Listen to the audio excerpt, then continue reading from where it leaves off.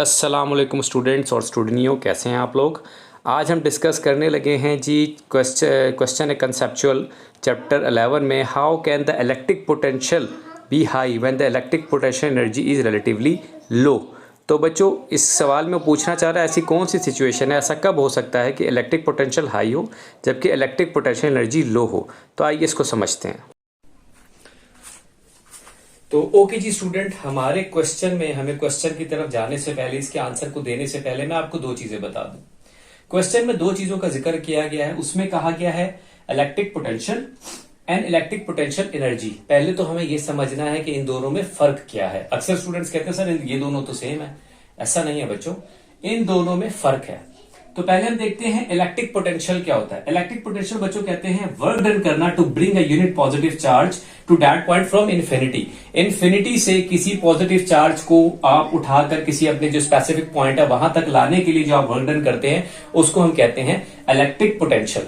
अब बात करते हैं इलेक्ट्रिक पोटेंशियल एनर्जी की।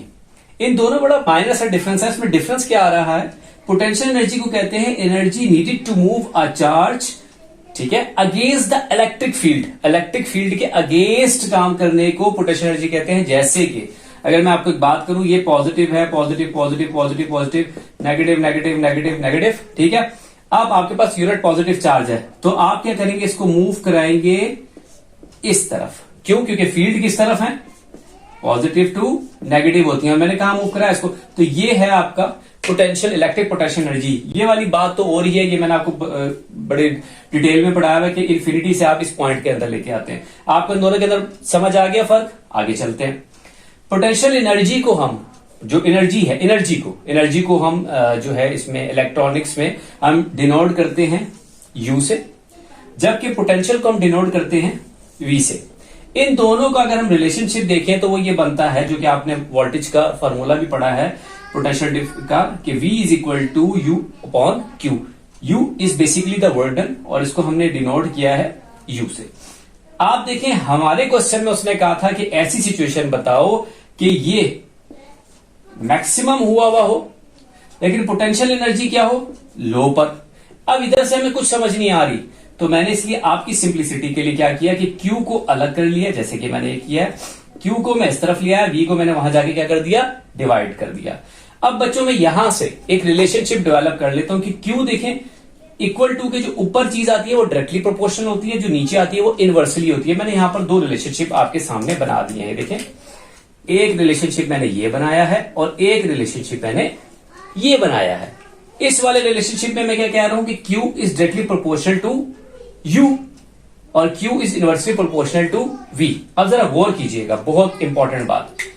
अगर मैं इसको बढ़ाऊं तो U क्या होगा, ये भी बढ़ेगा, ऐसा ही है ना। तो ओके, यहां पे देखते हैं, अगर मैं इसको बढ़ाऊं तो ये क्या होगा, यस, ये क्या होगा, कम होगा। क्यों? क्योंकि इन दोनों का रिलेशनशिप इनवर्स है। अब यहीं से आपके आंसर की तरफ आ जाए।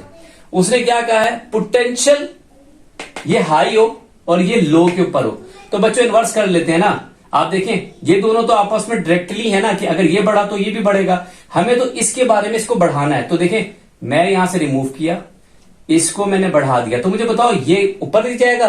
नहीं सर, ये कहां आएगा, नीचे की तरफ, क्योंकि इनवर्सली है। अगर ये नीचे आया, ये दोनों तो आपस में एक जैसे डायरेक्टली हैं, तो इसका मतलब है अगर ये नीचे आ रहा है, अगर मैं इसको नीचे करूंगा तो उसको भी क्या करना पड़ेगा, नीचे। ये आपकी सिचुएशन थी जो वो पूछ रहा था कि ऐसी कौन सी सिचुएशन है कि जिसके ऊपर वोल्टेज जो है, आपको पोटेंशियल डिफरेंस मैक्सिमम हो और आपका इलेक्ट्रिक पोटेंशियल क्या हो, मिनिमम हो। तो वो ये सिचुएशन है जब आपका चार्ज भी लो लेवल पे होगा। इसका प्रॉपर आंसर मैं आपको दिखा रहा हूं, वो आप देख लीजिएगा। ये मैंने आपको सिर्फ समझाना था। Thank you.